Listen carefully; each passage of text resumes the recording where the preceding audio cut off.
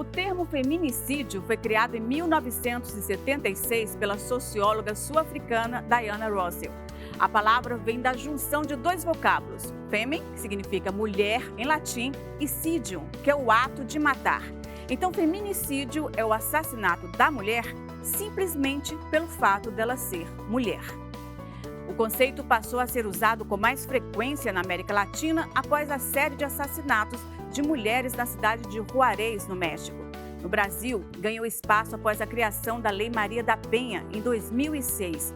E desde março de 2015, a legislação brasileira passou a considerar o feminicídio como uma circunstância qualificadora do crime de homicídio. Feminicídio é o nosso assunto de hoje. Entra na roda com a gente.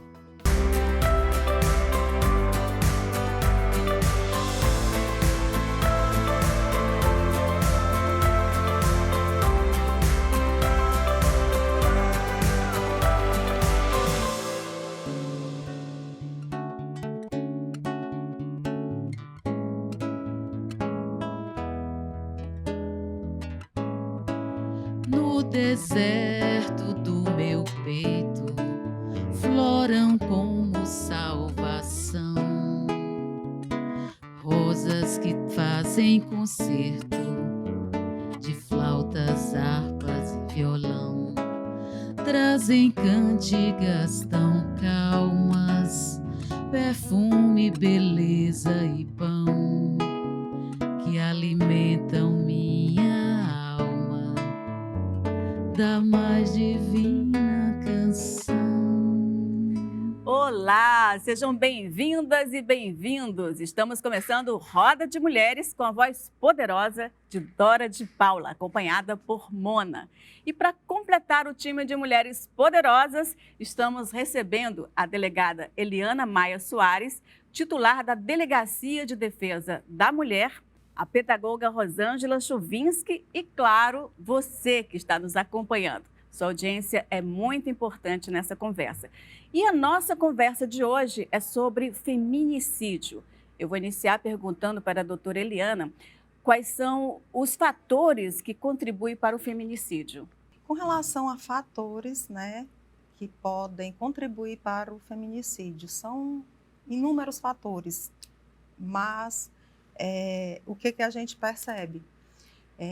A mulher que é vítima de violência doméstica e não procura a ajuda do Estado, não procura a rede de proteção que existe para acolhê-la, e nas primeiras vezes que se torna vítima dessa violência, a tendência é essa violência crescer, aumentar e terminar, infelizmente, no feminicídio, que é o ápice da violência, a fatalidade.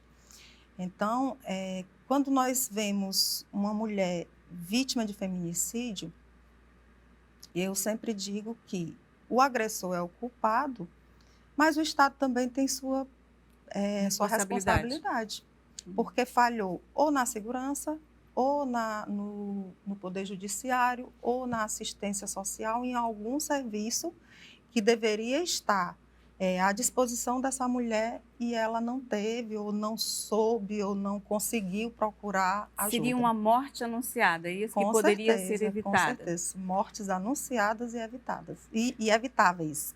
Mas nem todo assassinato de mulher é considerado feminicídio, né? Quais são as características aí? Pronto. O feminicídio foi incluído na nossa legislação em 2015. Infelizmente, o Brasil foi o 16º país a incluir uma legislação específica com relação aos países da América Latina, Ele foi o 16º país para incluir uma legislação específica, contemplando o feminicídio como uma qualificadora do crime de homicídio.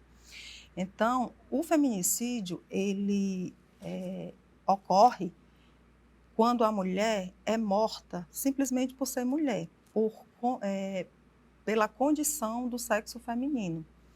E no próprio Código Penal, ele explica, no parágrafo 2º A, ele diz que existem razões da condição de sexo feminino, no caso de violência doméstica sempre, e quando a mulher é morta por razões de menosprezo e discriminação.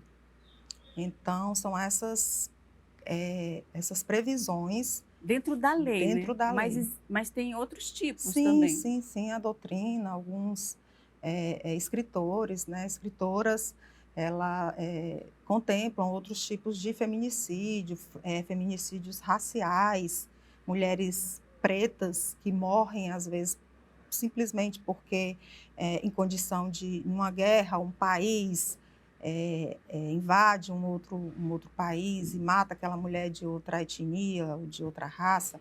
Existe o feminicídio que se chama, conhecido como lesbicídio, que é a morte da mulher por ela ter uma orientação sexual diferente assim, por ela se assumir por ela como se lésbica. assumir como lésbica, exatamente.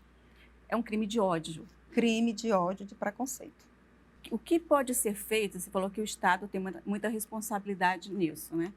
O que o Estado poderia fazer para minimizar os casos de feminicídio? Inicialmente, nós temos uma legislação que a Lei de Violência Doméstica, a Lei Maria da Penha, ela é considerada a terceira legislação, uma das 3 melhores legislações no combate à violência doméstica do mundo, né? Então, uma das 3 melhores do mundo. Então, por que ainda acontece tanta violência aqui no Brasil?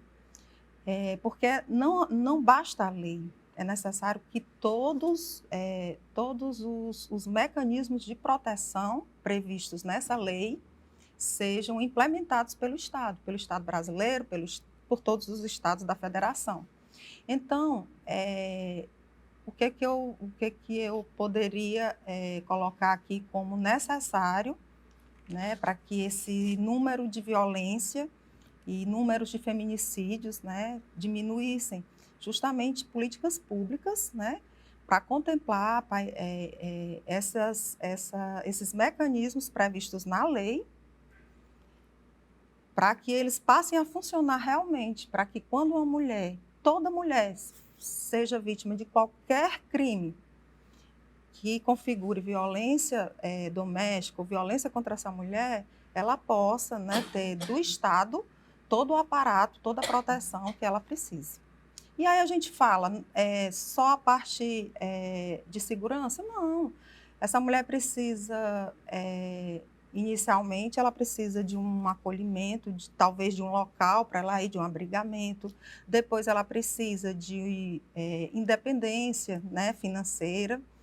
Nem todas as mulheres que são vítimas de violência, elas são dependentes financeiramente do companheiro ou do marido, mas essa dependência, em alguns casos, é um dos fatores que mais dificultam para que essa mulher quebre o ciclo da violência. E a Lei Maria da Penha, ela foi importante até porque muitas vezes as mulheres denunciavam, né? Mas chegavam em casa, o marido pedia perdão, pedia desculpa, ela ficava comovida com a situação e retirava a queixa.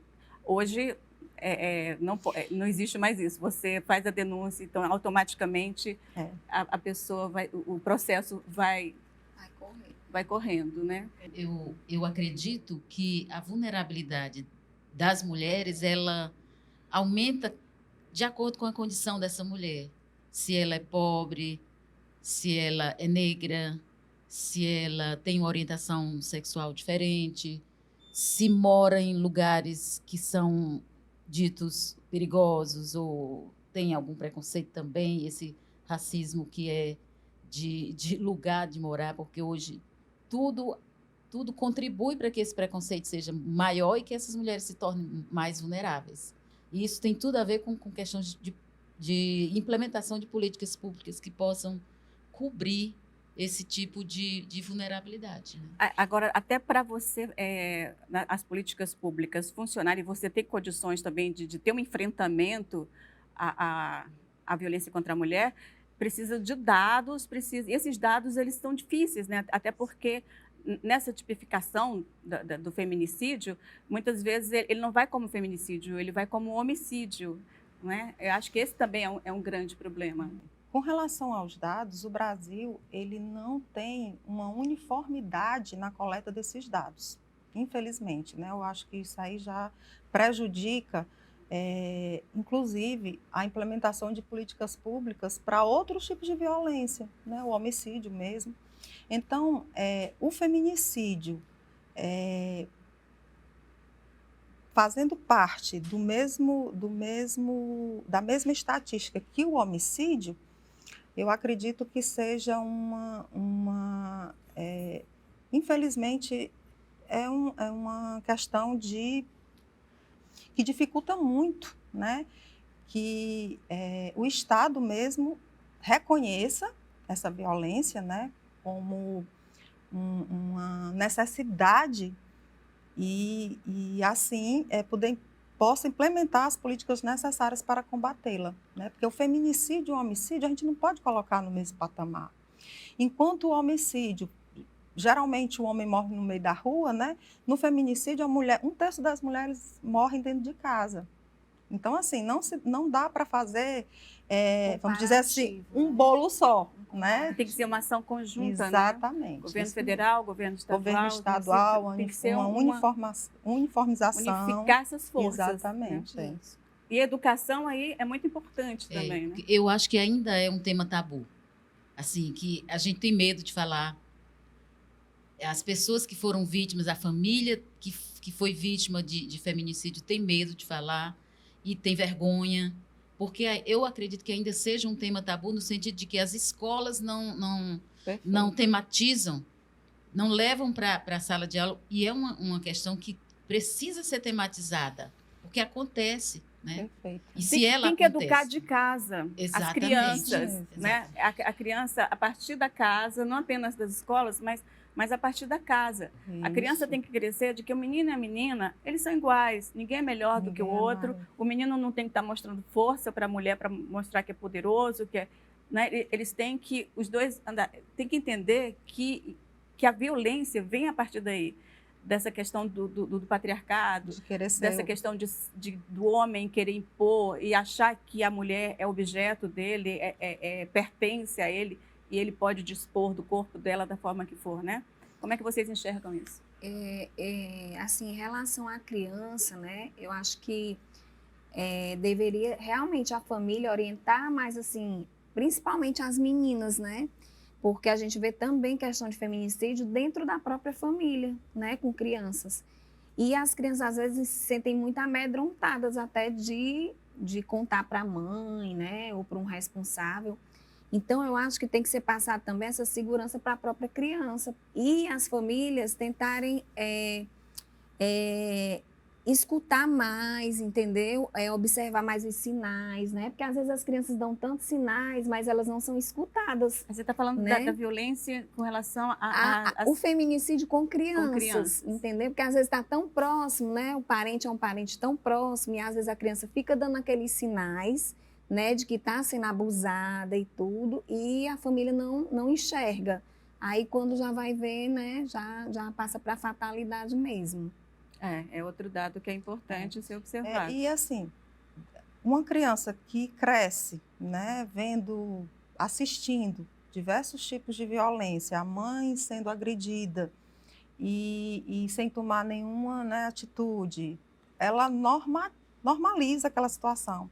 Então, é muito provável que seja uma moça que acredite que uma relação amorosa é normal ela apanhar, e se for um menino, né, ele vai acreditar que ele pode fazer isso com outra... Subjugar a outra, né? Exatamente, porque reproduzir, né, o que ele conhece, o que essa criança pode vivenciar.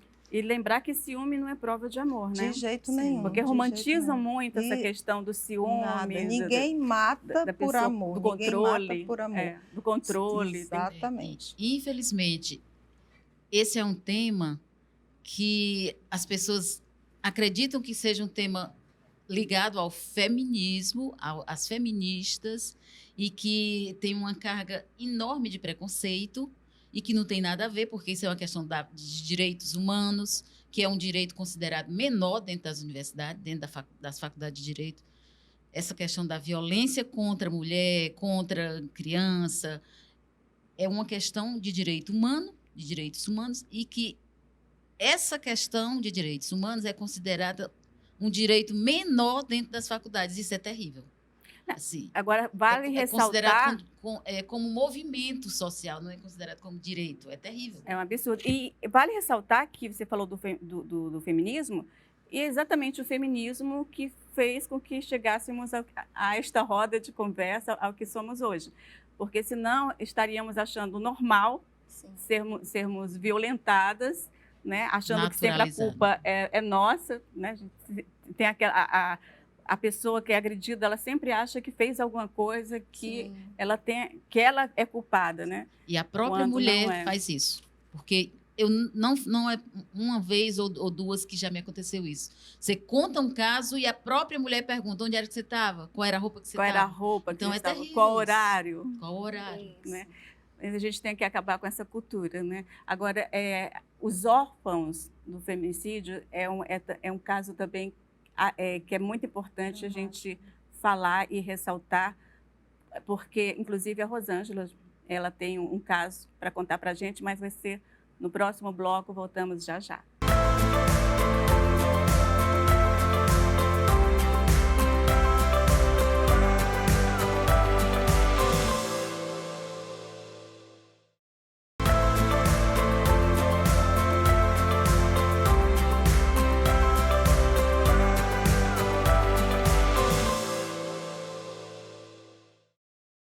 Estamos de volta com Roda de Mulheres falando sobre feminicídio.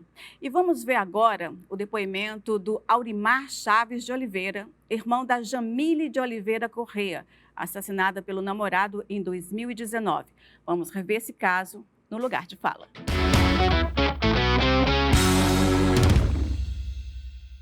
Os fatos, as imagens que a gente tem, a gente vê que a Jamile começou... Tudo começou dentro do carro.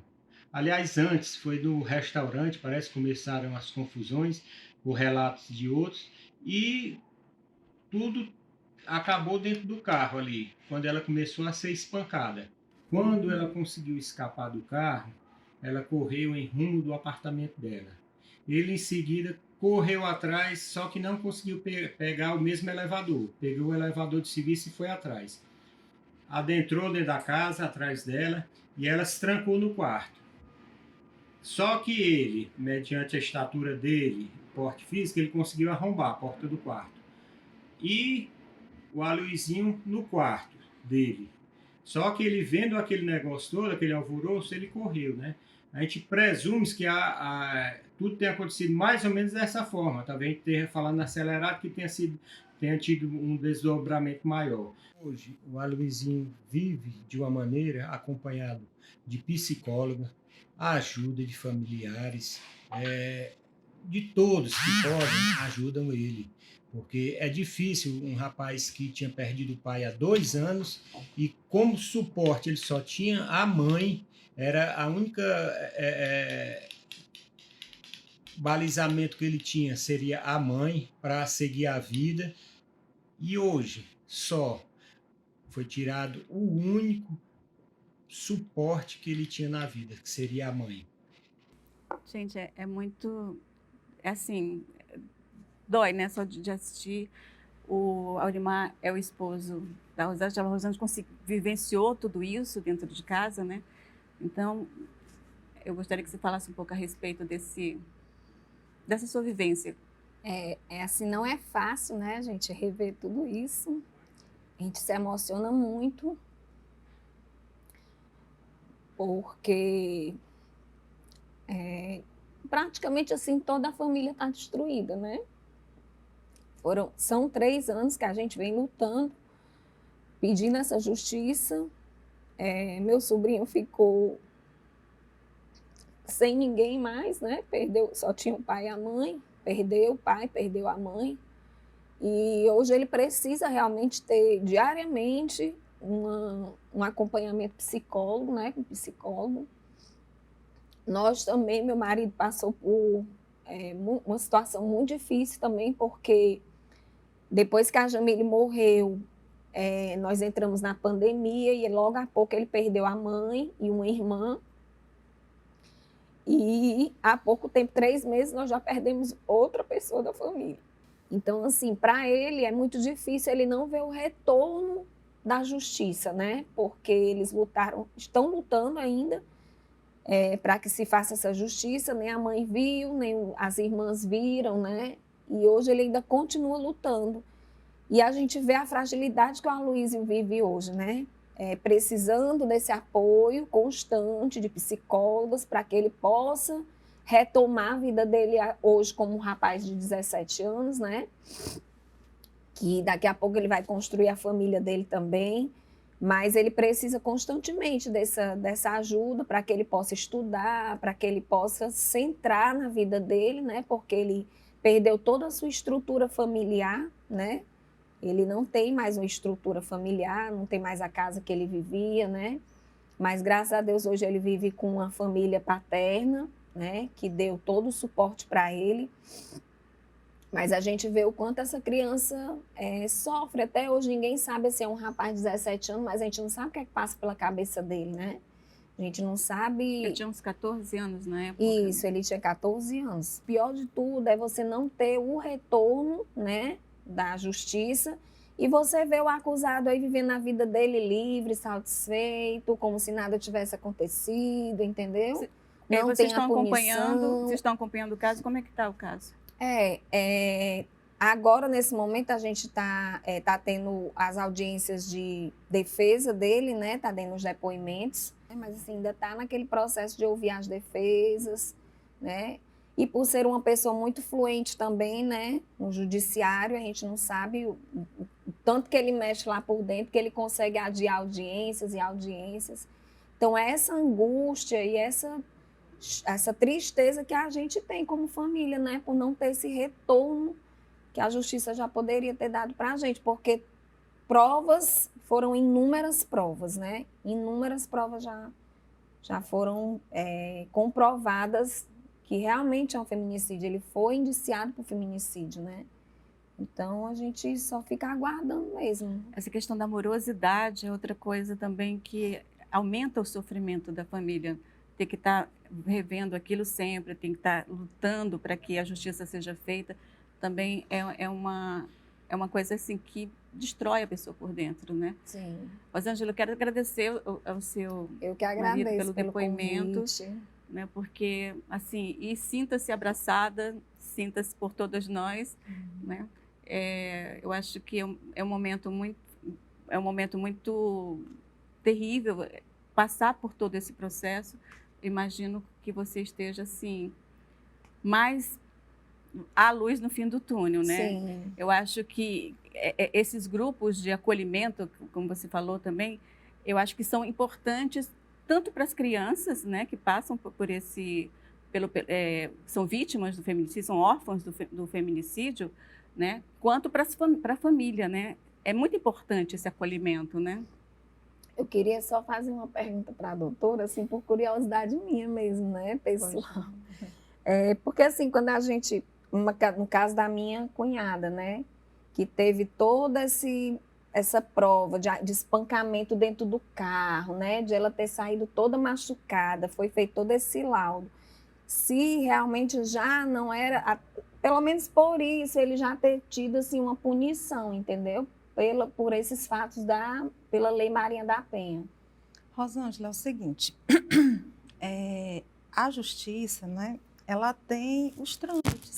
A legislação brasileira, ela prevê inúmeros recursos, né? Então, assim, eu acredito que eu não conheço o processo, não fui eu que fiz a investigação, né, no caso, então eu não tenho nem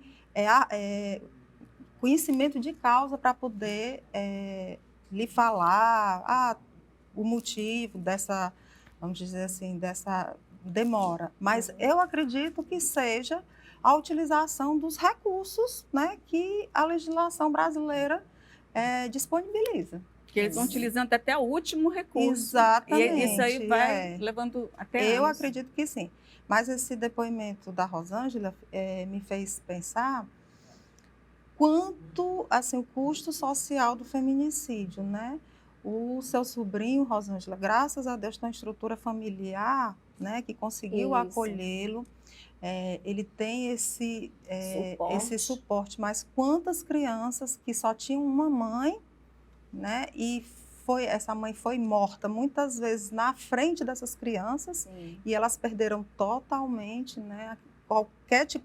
E será que o Estado que eu estou dizendo, o Estado brasileiro, né, está realmente amparando essas crianças, né? Preparado, né, para dar esse suporte? Será que ele está equipado? Ele está equipado para que realmente para suportar? Porque assim, o número de feminicídio também é alto, né? E será que como é que o Estado está se preparando para poder acolher esses órfãos, né? Já vi relatos de avós, né, que são mulheres já de uma idade mais elevada, que elas estavam preparadas para assumir o papel de avó, mas não de mães. Aí perdem a filha, mas tem que cuidar dos netos. É muito impactante. Realmente é um problema social gravíssimo.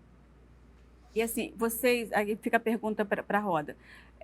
Vocês acreditam que existe uma forma de minimizar isso? Além claro que sempre com a ajuda do Estado, mas como é que a sociedade civil pode se mobilizar para poder conter a violência e conter o feminicídio? Inicialmente, não de maneira nenhuma aturar, achar que aquilo é normal. O vizinho está brigando, estou vendo barulho, não vou fazer nada porque eu não tenho. Todo mundo é responsável pela segurança de uma mulher, certo? Tem que meter a colher, Tem que meter a colher, é obrigação. Inclusive, eu acho que tem que partir para cima também, né? Tem que Naquela hora não tem denunciar. que ter medo, não. É ligar para a polícia mesmo, chamar, né? E temos as redes sociais aí, que é um instrumento importantíssimo, né? Que vamos denunciar através das redes, de mobilizar as pessoas. Que os denunciantes, né, não precisam se identificar, diz que 100, o 180. Existem inúmeras formas de não deixar aquela situação impune, né? Por isso mesmo. Eu também queria voltar aqui à questão do tema da educação.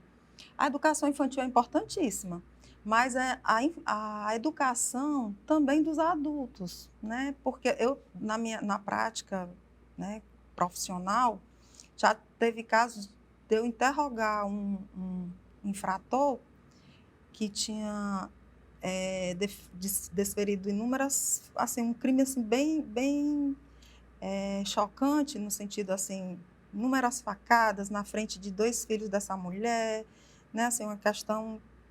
E ele queria justificar, assim, não queria, ele achava, ele tinha essa certeza, eu acredito, assim, não, mas olha aí o celular dela, ela estava falando com fulano de tal, como se aquilo justificasse a violência. Ou seja, e eu teve uma oportunidade, eu conversei com ele, eu disse, olha, ela poderia ter tido um relacionamento extraconjugal, 2, 3, qualquer atitude que essa mulher tivesse tomado, não lhe daria o direito, né, de tentar tirar a vida dela, de praticar. A única coisa que o senhor poderia fazer era desistir da relação.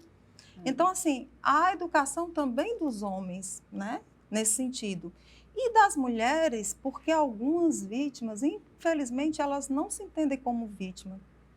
Né? Assim, como a gente já tinha conversado aqui, talvez por ter crescido num ambiente violento, acredita que é normal aquele homem estar controlando. É cultural também, né? É o chamado machismo estrutural. Exatamente. Né? Porque muitas mulheres elas acham que se meu marido me agrediu de alguma forma, eu fiz alguma coisa para eu merecia aquela agressão de alguma forma, né? Eu não deveria ter falado o que eu falei. Sempre a culpa é da mulher, né? Então, é exatamente essa cultura que a gente tem que desconstruir, né? Para que a gente possa levantar e construir uma sociedade mais igualitária e menos violenta. Que eu acho que é aí que está a saída, né? Para diminuir no enfrentamento ao feminicídio. Como é que vocês enxergam isso? Porque em algum momento da história, esse negócio do marido bater era normal.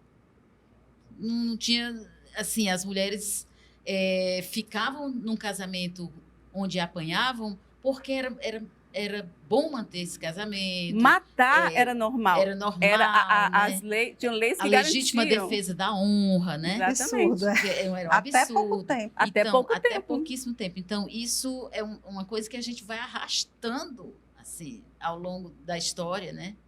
E se você for pegar, por exemplo, se você fazer uma pesquisa bem simples com a música popular brasileira, você vai ver os absurdos que existem nas músicas. Cantadas, né? Se errar uma vez, eu dou castigo para não se acostumar. Se errar outra vez, eu mando embora para saber me respeitar. Assim, é a coisa por aí. Então, assim, muito normal.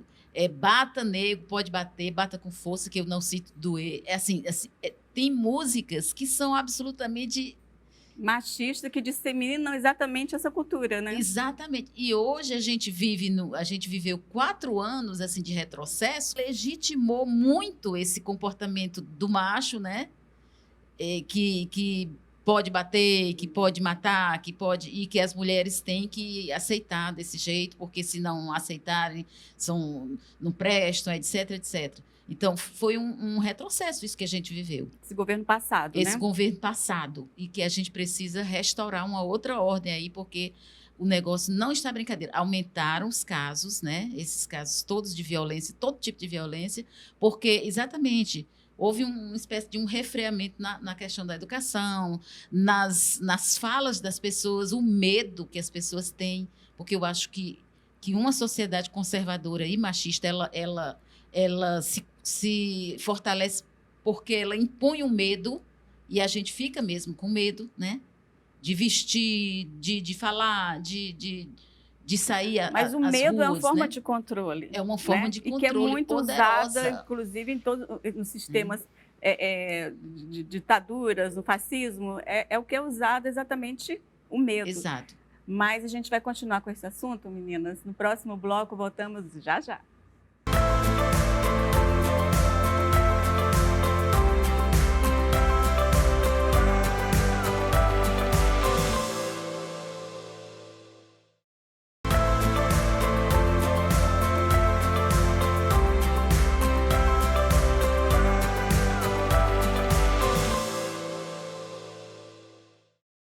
Estamos de volta e no programa de hoje o assunto é feminicídio.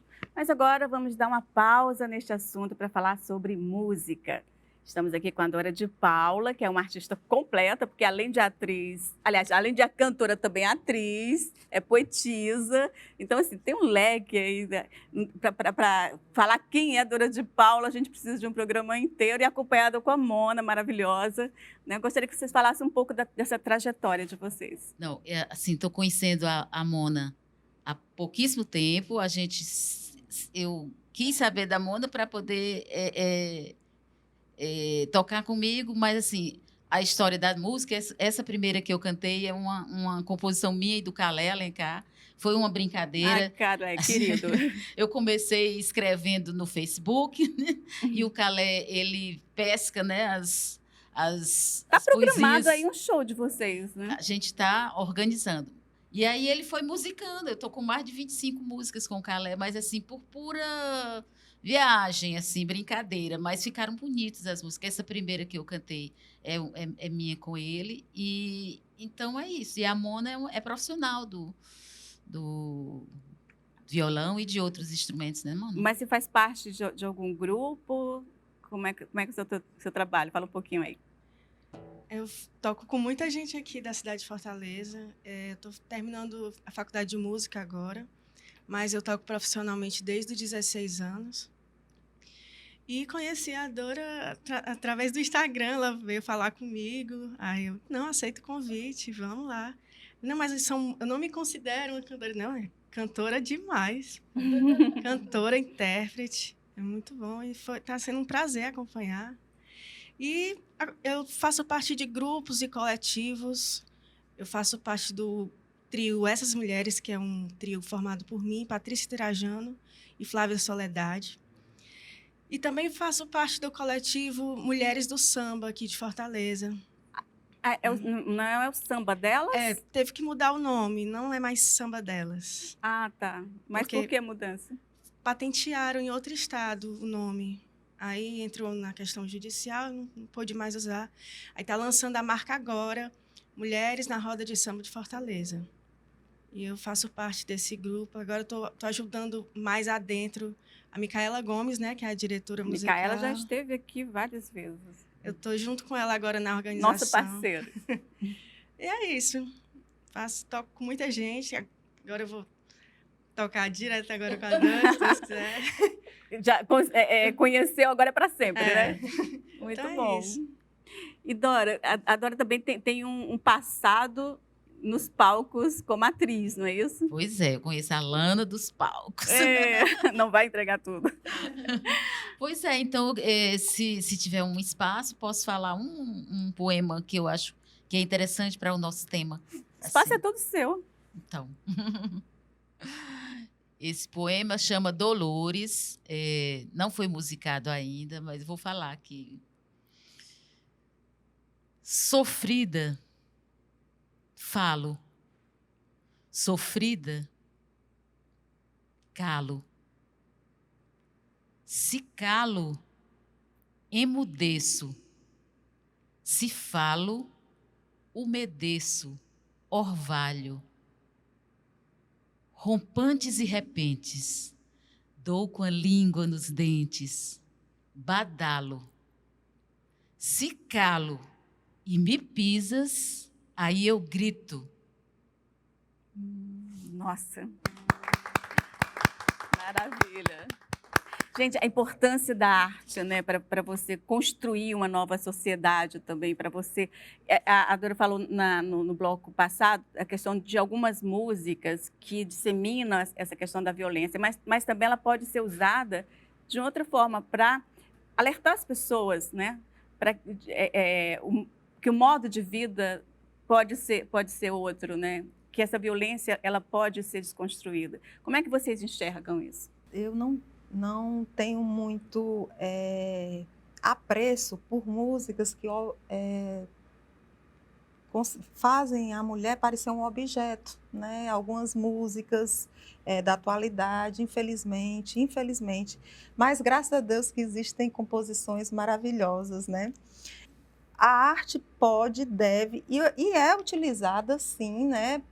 Para que possa disseminar os valores corretos, não só pela música, pelo teatro, né? E eu acho que isso tem uma força tão grande, é tão potente, acredito que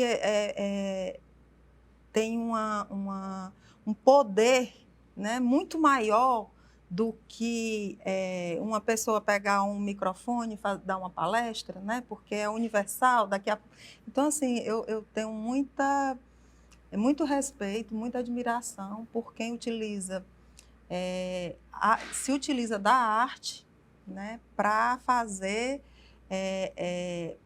para reproduzir os valores corretos. Para transformar o mundo, né? É por isso que muitos governos têm medo e acabam calando as pessoas que estão falando. A arte em geral, né? Então, assim, é porque ela tem um poder muito grande, né? De mobilização, de transformação, como eu falei antes, né? No samba, sempre foi muito machista, né?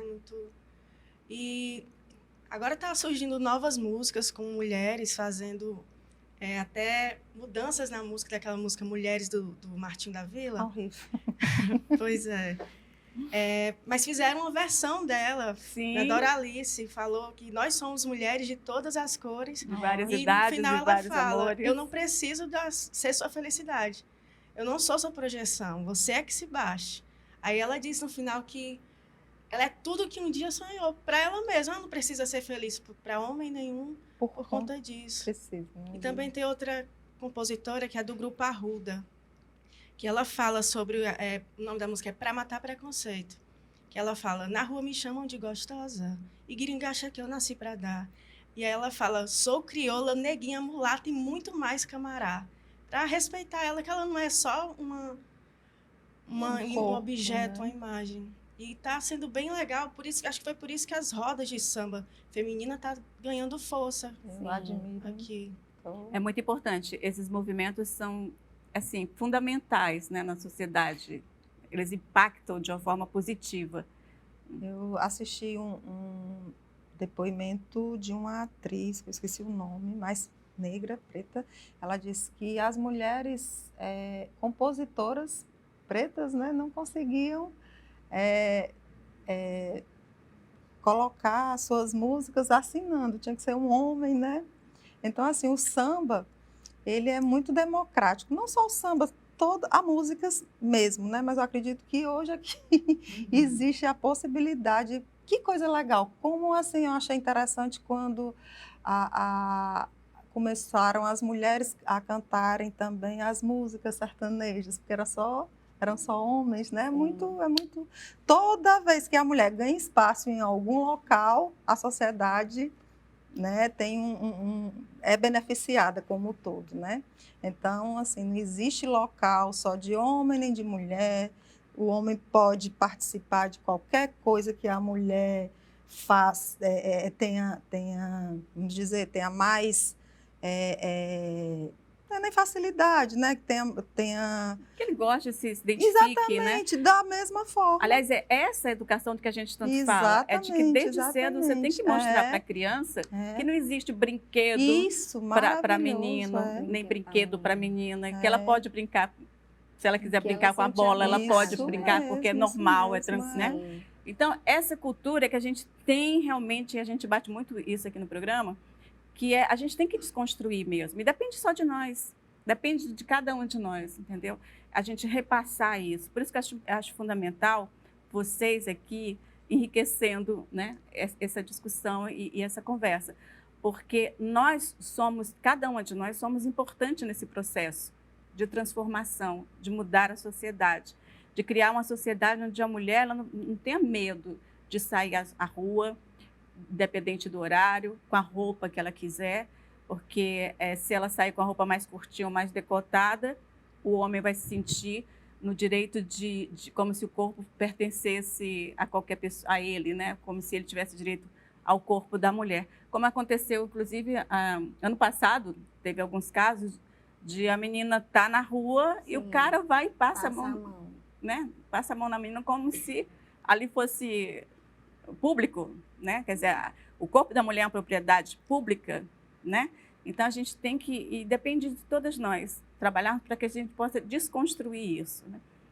E assim, o que você tem mais de poesia e de música para a gente? Essa é um samba, eu acho, né? É um samba.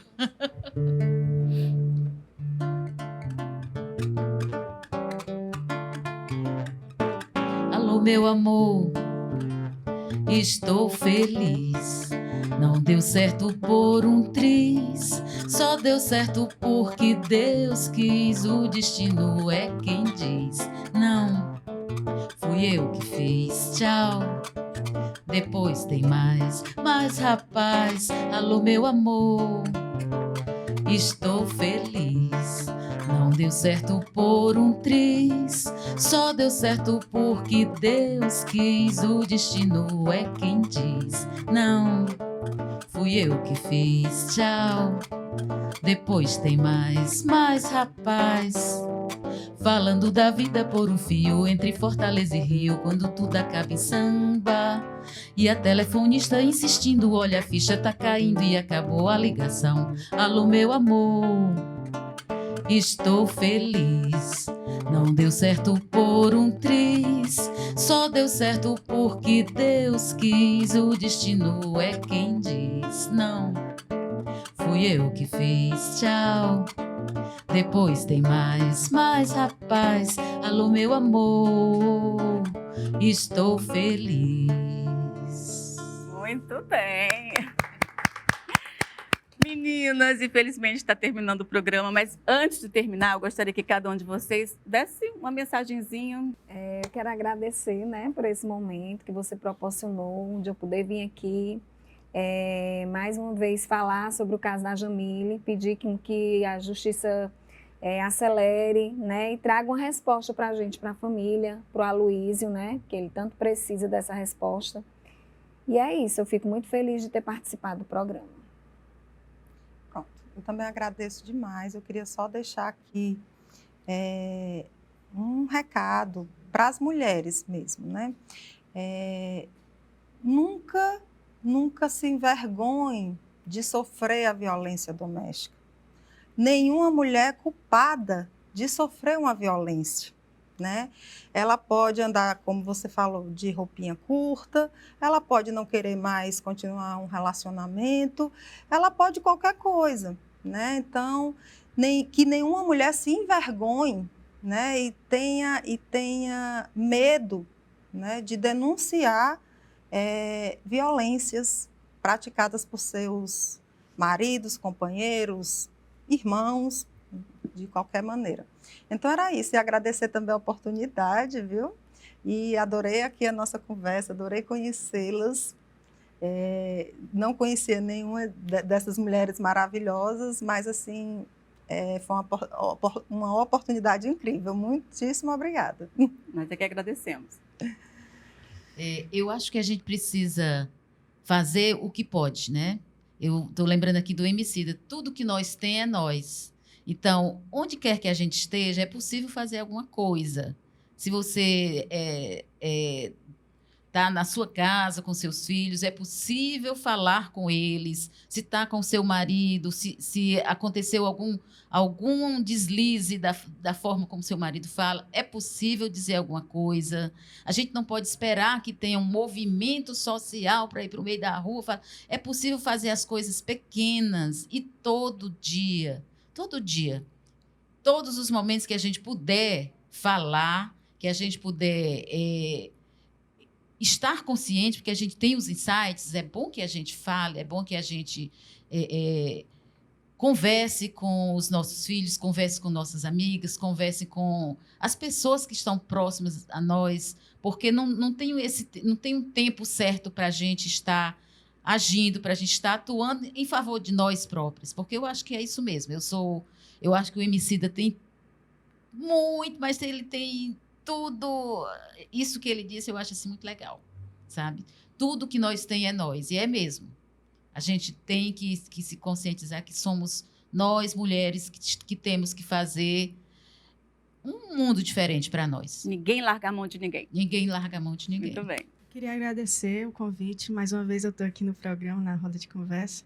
Agradecer também o convite dessa grande artista. E dizer que lugar de mulher, onde ela quiser, inclusive nos palcos, no teatro, na música, no samba, no forró, no sertanejo, e não aceitar menos do que isso. Que aceitar que mulher pode tudo, inclusive de salto alto e guerreando. Nosso espaço já está garantido. É isso aí. E você que está nos assistindo, você pode também nos acompanhar pelas redes sociais, através do YouTube, Facebook e Instagram. Tá bom? Muito obrigada pela sua audiência. Voltamos na próxima semana. Até lá. Alô, meu amor, estou feliz. Não deu certo por um triz, só deu certo porque Deus quis. O destino é quem diz não. Fui eu que fiz, tchau. Depois tem mais rapaz. Alô, meu amor, estou feliz. Não deu certo por um triz, só deu certo porque Deus quis. O destino é quem diz não. Fui eu que fiz, tchau. Depois tem mais rapaz. falando da vida por um fio, entre Fortaleza e Rio, onde tudo acaba em samba. E a telefonista insistindo, olha, a ficha tá caindo e acabou a ligação. Alô, meu amor, estou feliz.